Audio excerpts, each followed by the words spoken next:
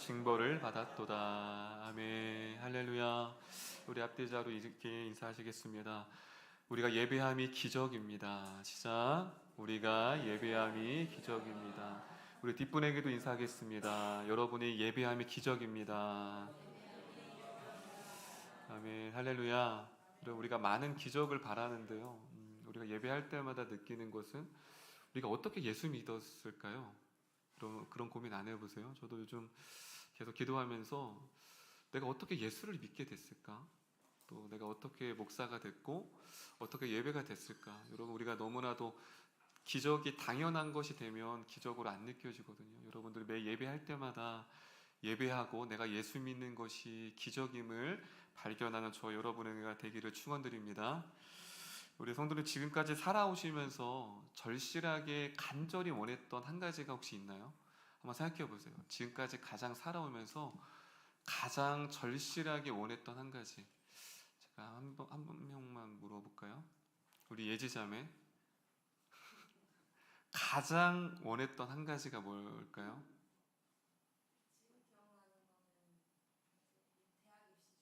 대학 입시 준비. 저는 결혼이라고 할 줄 알았는데 가장 원하는 사람이 옆에 있다고 할 줄 알았는데 그렇죠. 물론 그렇죠. 입시. 그렇죠. 여러분 요즘 입시 철이 이제 조금씩 점점 당겨지고 있는데 맞아요. 고등학교 아이들한테 물어보면 가장 원하는 게 입시. 뭐 청년들한테 원하는 뭐 결혼, 뭐 직장, 뭐 여러 가지 많을 거예요. 근데 저는 성향상 무엇을 간절히 무엇을 원하고 이렇게 바라는 타입은 아닙니다. 그런데 지금까지 살아오면서 가장 한 가지 이것만큼은 제가 진짜 원하고 간절히 원했어요. 그게 뭐냐면 가정의 화목이었어요. 화목. 다른 건 별로 바라지 않았는데 가정의 화목만큼은 진짜 원했어요. 왜냐하면 저의 가정 스토리는 우리 성도님들이 다 아시니까 늘 부모님이 늘 싸우고 아버님은 늘 술을 드시고 정말 집이 이렇게 바람 잘 낼 일이 없었어요. 그래서 가장 한 가지 원했다면 좀 하루만 조용히 지나갔으면 좋겠다. 그때 제가 예수님 믿지 않았을 때도 하나님 믿지 않았을 때도 제발 우리 아버님이 하루만 그냥 큰 소리 없이 지나갔으면 좋겠다. 그래서 제 마음 가운데 어렸을 때부터 가정이 좀 화목했으면 좋겠다. 그런데 제가 충격적인 사건이 한 번 있었어요. 초등학교 때 한 5학년 때가 6학년 때 친구 집에 놀러 갔는데 너무나도 충격적인 모습을 제가 목격했습니다. 뭐 친구 집에 갔는데 어떤 충격적인 모습이길래 거기에 식탁이 있더라고요. 식탁이 있는 거 일단 충격이었어요. 저희 집엔 식탁이 없거든요. 식탁이 있는데 더 충격적인 건 식탁에 가족이 둘러 모인 거예요. 이상하다. 이 집은 이상한데? 어떻게 가족이 한데 모여서 밥을 먹을 수가 있지? 더 충격적인 건 이릅니다. 더 충격적인 건 웃으면서 대화를 하는 거예요.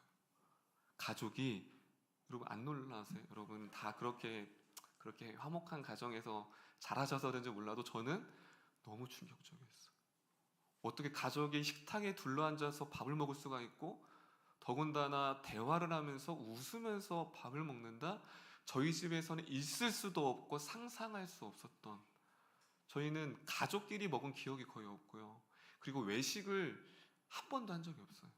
그래서 저희 집이 외식을 자주 하는 이유가 그것 때문에 그런 것 같아요. 저는 그게 꿈이었어요. 가족이 한데 모여서 그냥 밖에서 같이 부모님하고 그렇게 그냥 그들에게는 평범한 일상일지 모르겠지만 저에게는 진짜 원했던 모습이었거든요. 그래서 제가 그 친구를 되게 시샘했어요. 너무 많은 걸 가졌어요. 침대도 갖고 있고 그 당시에 그 샤파라고 있어요. 샤파 이렇게 돌리는 거, 그 기차 모양. 저는 그게 없었어요. 아마 이거 모르실 거예요. 그 샤파 기차 모양으로 돼서 그 금색이 은색 말고 금색. 그게 너무 부러운 거예요. 저는 저 커터칼로만 깎고 있는데 그때는 그게 너무 부러웠던 거예요. 게임팩도 갖고 있고. 그러니까 그 친구는 너무 많은 것을 갖고 있는 거예요. 화목하죠. 얼굴도 잘생겨. 공부도 또 잘해. 너무 많은 걸 가져 있어서 저는 그 친구를 진짜 시샘했고 되게 질투를 해서 좀 미워했습니다. 네. 그런데 제가 왜 서두에 왜 원함, 왜 시샘에 대해서 말씀드리냐면요. 오늘 저와 같은 그 시샘을 또한 시기를 겪었던 한 인물이 나옵니다. 그 사람이 누구냐면 바로 아삽이라는 사람입니다. 한번 따라 볼까요? 아삽. 아마 처음 생소하신 분도 계신데요. 이 아삽은요, 오늘날로 말하면 찬양주의자예요. 이렇게 주의자.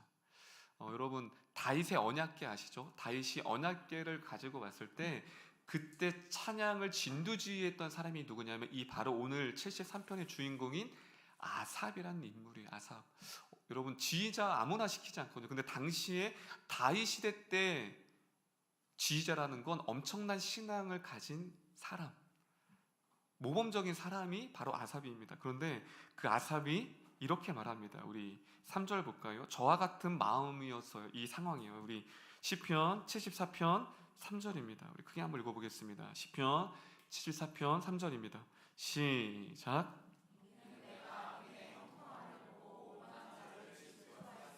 자, 지금 찬양 지휘자였던 믿음이 그렇게 충만했던 그 아삽이 답합니다. 질투하였다. 자, 여기서 질투라는 건 뭐냐면요, 시샘하다, 부러워하다, 또 열심을 내다는 거예요. 지금 이 아삽이 뭐 믿음의 열심을 낸 게 아니라 무엇을 지금 열심을 냈어요? 시샘과 부러움과 질투했습니다. 그렇다면 이 아삽이 무엇을 질투했을까요? 자, 한번 잡아볼까요? 다 살펴보지 못하겠지만 73편에 이것 때문에 그렇습니다. 첫 번째는 뭐냐면 그들, 그러니까 악인들이에요. 하나님을 믿지 않는 악인들이 지금 첫 번째 뭐예요? 그들에게는 아무런 고난이 없는 거예요. 자신은 그렇게 믿음으로 열심히 하나님을 찬양하고 예배하는데 고난이 있는데, 하나님을 믿지 않는 사람들은 지금 첫 번째 4절에 보면 뭐가 없어요? 고난이 없는 거예요. 자, 두 번째 뭐도 없어요. 5절에 보면요, 재앙도 없어요. 그리고 12절에 보면 재물이 불어나요. 저 같아도 좀 아삽의 마음일 것 같아요. 하나님을 섬기지 않는데 고난도 없고 재앙도 없고 재물도 더 불어나요. 그리고 4절은요, 항상 평안해요. 그럼 이게 말이 됩니까? 그리고 다섯 번째 보면 교만하고 포악하고 그럼에도 불구하고 너무나도 풍족한 삶을 살아요. 그런데 예수 믿는 나는 열심히 섬기는데 이 반대예요. 지금 아삽은요, 늘 삶의 고난과 재앙과 재물의 없음과 가난함과 늘 마음의 불안과 두려움이 있는 거예요. 누가요? 아삽이. 이게 반대로 돼야 되잖아요. 그렇죠? 예수 믿는 사람이 반대로 이렇게 충만해야 되고 믿지 않는 사람이 이렇게 돼야 되는데 반대가 된 거예요. 여러분, 우리 같아도 아삽처럼 그들이 뭐 하겠어요? 시샘하죠. 부러워하겠죠. 그래서 아삽은요, 오늘 집에 가서 나머지 보면 되게 솔직합니다. 그럼 아삽은요, 거침없어요. 하나님 왜 그럽니까? 자꾸 마음에 원망함이 생기는 거예요. 누가요? 아삽이요. 예배할 때마다, 예배하고 돌아가면 그들의 형통과 그들의 부유함을 보고 자신의 늘 변하지 않는 문제 가운데 늘 갈등이 있었어요. 그래서 그가 시편에 기록할 정도로 너무나도 솔직한 자신의 심정을 하나님 앞에 토해냅니다. 그렇다면 여러분, 질투와 시기와 시샘의 시작이 뭘까요? 우리 자막 한번 볼까요? 여러분 마음 가운데 시샘이 있다는 건 한번 읽어보겠습니다. 질투는 시작.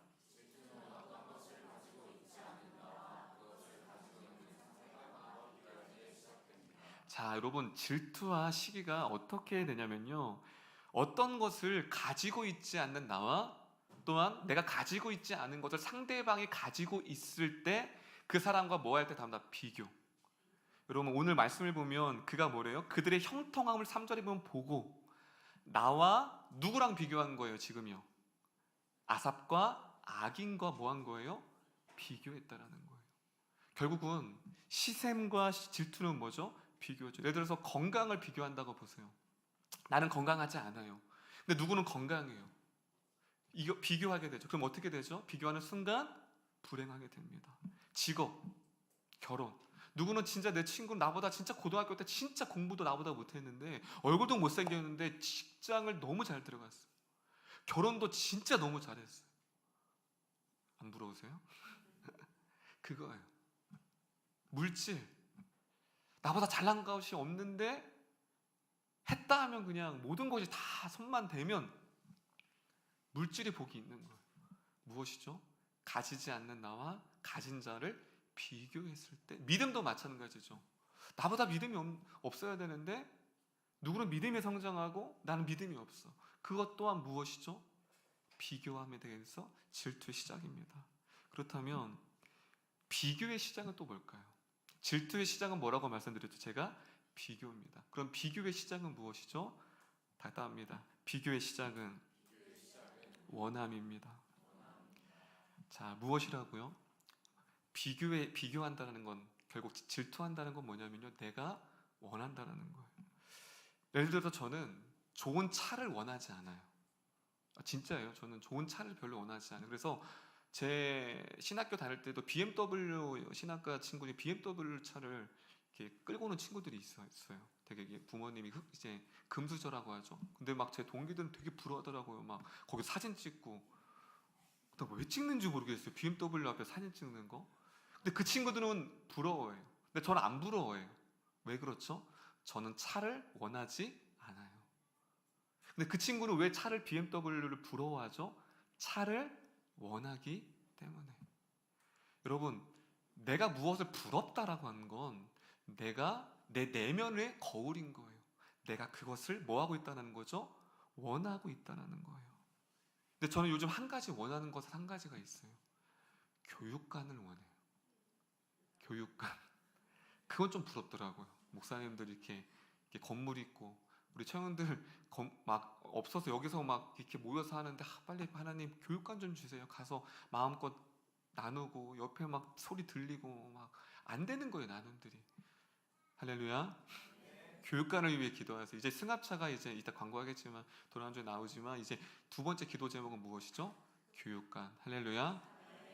기도하는 자에게는 하나님이 주십니다. 아멘. 여러분, 교육관을 기도하세요. 저도 지금 기도하고 있어요. 그건 좀 부러워요. 무엇이죠? 내가 원하지 않는 것은요, 절대로 질투하지 않고 부러워하지 않고, 반대로 내가 무엇을 질투한다는 건 내가 내면에 무엇을 바라고 갈망하고 있는지를 보여주는 거울입니다. 그렇다면 오늘 이 아삽은 그들이 질투하고 그들이 시샘했다는 건 뭘 원했다는 거예요? 그들이 가진 형통, 부러운 거예요. 더 깊게 들어가면 무엇이죠? 하나님을 섬기면서 가난하고 힘든 지금의 삶보다 저들처럼 하나님을 믿지 않으면서도 평탄하고 잘 사는 것을 원했습니다. 아삽이 내면이 거의 그래도 솔직하게 얘기하는 거예요. 목사인 제가 똑같은 거예요. 아삽이 이 고백은요, 엄청난 솔직한 고백인 거예요. 목사인 제가 세상의 물질이 부럽습니다. 나도 좀 30평 되는 넓은 아파트에서 지금처럼 좁은 집에서 6명이서 다닥다닥 살지 않고 그런다고 생각해 보세요. 여러분, 엄청 충격적인 고백인 거예요. 부러운 거예요. 하나님을 섬기는 것보다, 하나님을 섬기면서 이렇게 힘들고 가난하게 사는 것보다 차라리 저들처럼 예수 믿지 않고 떵떵거리면서 아무런 고난 없이 평안하게 평탄하게 사는 것이 더 부럽습니다. 여러분, 아삽의 이 솔직한 고백, 여러분, 이 아삽이 어디까지 내려간 줄 아세요? 13절입니다. 13절. 너무나도 솔직해요, 이 아삽은요. 여기 73장 13절 우리 장합 보겠습니다. 13절입니다. 크게 읽겠습니다. 시작.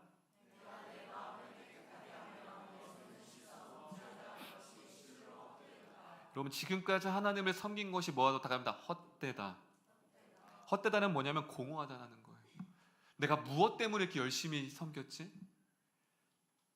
내가 무엇 때문에 그렇게 하나님을 예배했지? 지금까지 신앙생활에 대한 뭐예요? 회의감이 든 거예요. 신앙생활에 무익한 거예요. 내가 무엇 때문에 이렇게 열심히 살아왔지? 이렇게 힘들고 이렇게 어려운 삶을 살아가는데 그 마음 가운데 신앙의 무익함이 왔어요. 더군다나 14절 보면 제가 읽겠습니다. 그에게 아삽이 어떻게 돼요? 매일 재난을 당하며 징벌을 당한대요. 여러분, 보상을 줘도 지금 시원찮은 판에 그 아삽에게 뭘 준대요? 징벌이에요. 자꾸 문제만 계속 나오는 거예요. 한 문제가 지나가면 또 문제가 나오고. 여러분, 지금 보세요. 여러분, 보상을 줘도 시원찮을 판에 지금 뭐예요? 징벌을 아침마다 당합니다. 여러분, 예전에 제가 읽었던 책에 되게 마음에 기억나는 책이 있는데요. 하나님께 실망했어요 라는 책이에요.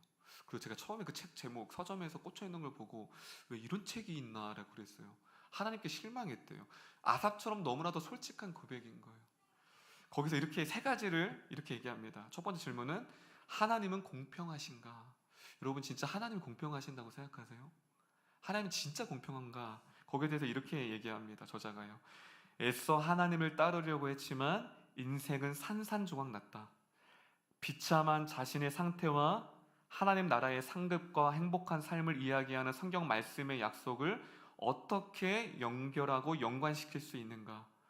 공개적으로 하나님을 부정했음에도 사회적으로는 보란듯이 성공을 거두고 있는 사람들에 대해서는 나는 어떻게 생각하고 바라봐야 하는가? 사실 이것은 전혀 새로운 질문이 아니다. 욥이나 시편 기자가 살았던 시대에 있었던 아주 오래된 질문이다. 여러분 똑같아요. 지금의 나의 상태와 하나님 나라와 어떻게 연결짓고, 하나님을 부정하는 사람들은 저렇게 떵떵거리면서 잘 사는데, 승진되는데 이것을 어떻게 연결짓냐는 거예요. 아삭과 똑같은 거예요. 두 번째는 겁니다. 하나님께서는 왜 침묵하시는가? 학업, 직장, 사랑 등 인생의 중대한 선택의 갈림길마다 하나님께 분명한 인도하심을 구했다. 그런데 하나님이 뜻이라고 확신하고 나아갔지만 불행하게도 그 선택은 실패만을 안겨주었다. 도대체 그런 아버지가 어디 있단 말인가? 아들인 내가 계속해서 넘어지는 것을 즐기는 아버지가 있을 수 있는가? 하나님께서는 나를 위한 놀라운 계획을 가지고는 계신다는 말인가? 그렇다면 왜 그 계획이 무엇인지 내게 말씀하지 않으시는가? 그럼 너무 공감 같지 않으세요? 하나님이 나를 사랑하신다면서요. 하나님이 나의 아버지가 되신다면서요. 근데 왜 나의 형편을 그대로 두고 아무런 응답도 침묵하고 있냐는 거예요. 세 번째입니다. 하나님께서는 왜 계속 숨어 계시는가? 이것이야말로 우리는 가장 나를 괴롭히는 문제이다. 더 이상 양보할 수 없는 문제다. 하나님께서는 어떤 식으로든지 당신이 살아계시다는 것을 보여주고 증명해야만 한다. 어쩌면 하나님께서는 정말 의도적으로 숨어 계실지 모르는가? 여러분, 이러한 의문과 또한 이러한 고백이 우리 가운데서도 있을 수가 있어요. 반복되는 기다림, 반복되는 상황들, 더 악화되는 문제들, 그 앞에서 우리는 이 저자처럼 그렇게 하나님 앞에 고백할 수밖에 없습니다. 그럼 이렇게 끝났어야 돼요. 그냥 하나님을 원망하고 모든 것이 헛되도다. 그럼 오늘 말씀이 안 나왔을 거예요. 그런데 그가 드디어 그 문제에 대한 의문에 대한 답을 찾게 되었습니다. 할렐루야, 할렐루야. 그렇다면 그 깨달은 답이 우리도 이 질문과 상황 가운데 있을 때 동일한 해답이 될 거예요. 그 말씀이 17절입니다. 우리 시편 73편 17절 크게 읽어보겠습니다. 그 아삽이 깨달은 진리의 답입니다. 시작.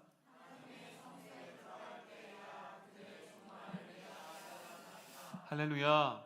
그가 드디어 전환점이 생겼는데, 그가 그 의문에 대한 답을 어디서 답합니다? 성소에 들어갈 때. 여러분, 그가 그래도 포기하지 않았던 게 뭐냐면 성소였어요. 오늘날로 말하면 예배인 거예요. 그가 그렇게 헛되고 모든 것이 원망스럽지만 그 아삽이 멈추지 않았던 걸음은 뭐냐면 예배의 자리였어요. 성소에 들어갔어요. 성소는 무엇이죠? 하나님과의 만남입니다. 할렐루야. 성소는 무엇이죠? 하나님의 진리의 답이, 우리의 문제의 답이 있는 말씀이 있는 곳이에요. 할렐루야.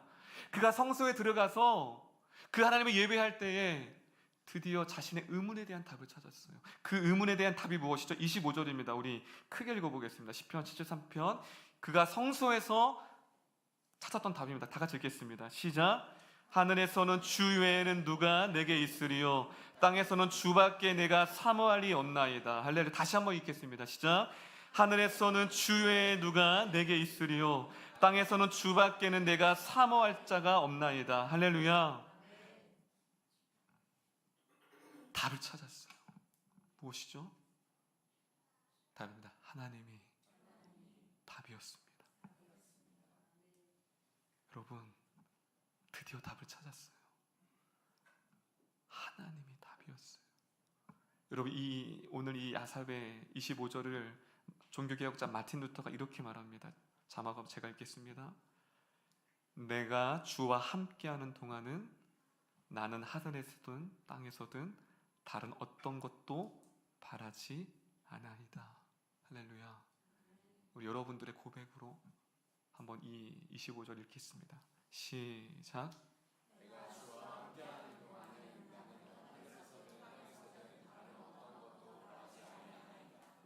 할렐루야. 답을 찾았어요. 여러분, 답은요 문제와 함께 있어요. 아삽의 문제가 무엇이었죠? 세상에서 답을 찾으려고 했어요. 세상에서. 내가 가지고 있지 않아서 불행한 줄 알았어요. 내가 고난당하기 때문에 행복하지 않은 줄 알았어요. 그런데 오늘 답을 얘기합니다.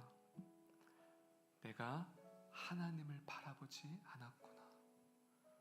내가 하나님만으로 만족하지 않았구나. 할렐루야.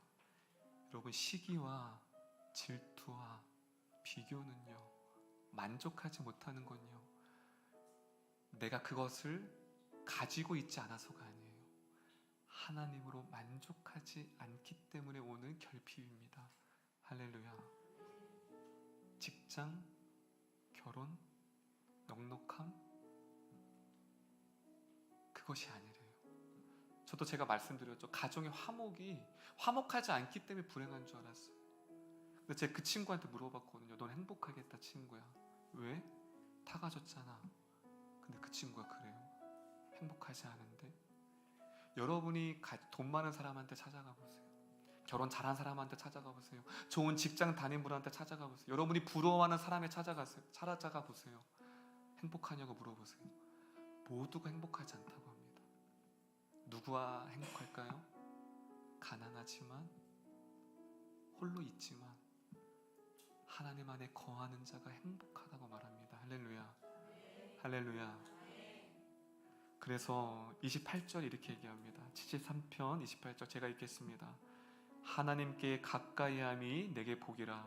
내가 주 여호와를 나의 피난처로 삼아 주의 모든 행적을 전파하리이다. 할렐루야. 드디어 깨달았어요. 내가 하나님께 가까이 하지 못했구나. 늘 성전에 머물렀지만 자신은 하나님과 가장 멀리 있었어요. 그래서 그는 깨달았어요. 내가 하나님께 매일매일 가까이함이 복인 것을 이제 깨달았구나. 내가 하나님으로부터 멀리서 그 행복을 찾았던 거예요. 그가 깨달았습니다. 하나님이면 충분했습니다. 마지막으로 24절 크게 한번 읽어볼까요? 시편 73편 24절입니다. 시작.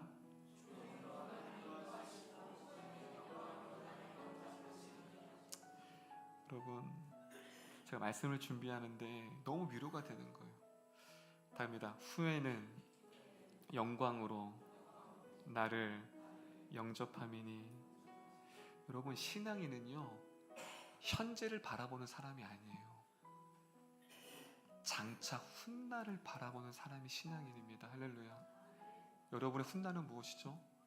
장차 저 천국에서, 그 본향에서, 이 세상에서 가난하고, 이 세상에서 비록 건강하지 못하고, 이 세상에서 세상 사람들이 누리는 행복을 누리지 못하지만 저 영원한 본향에서 하나님이 주시는 참된 행복과 기쁨으로 그 영광의 면류관을 받을 그때가 있다는 것입니다. 할렐루야. 너무 기쁘지 않으세요?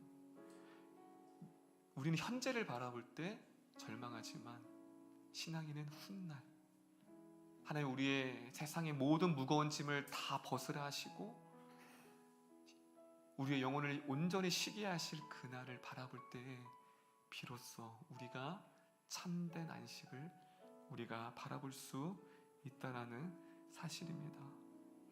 그래서 키트너라는 사람은 이렇게 말합니다. 그가 이 아삽을 향하여, 성소에서 이 깨달음을 향하여서 이렇게 말합니다. 빛이 그를 하나님께로 향하게 했을 때 비로소 그에게 하나님은 사색의 대상이 아니라 예배의 대상이 되었다. 할렐루야. 그는, 아삽은 뭐죠? 사색의 대상이었어, 그분이. 그런데 이제 그가 그 성소에서 그 말씀을 깨달을 때 그 대상이 사색의 대상이 아니라 예배의 대상이 되었습니다. 할렐루야. 할렐루야. 여러분, 예배하세요. 주님을 가까이 하세요. 현실은 여전히 암울하지만 여러분, 행복을 세상에서 찾지 마세요. 기도하세요. 하나님, 주님으로 만족하며 그곳을 향해, 장차 본향을 향해 걸어갈 수 있는 우리가 될 수 있게 달라고. 옆 사람을 향하여 하나님 안에 만족할 때 행복합니다. 할렐루야. 할렐루야. 오늘 다시 한번 세상에서 줄 수 없는 그 만족과 행복이 주님 안에 있음을 우리 말씀 기억하면서 우리 저 높은 곳을 향하여 우리 찬양하며 나가도록 하겠습니다.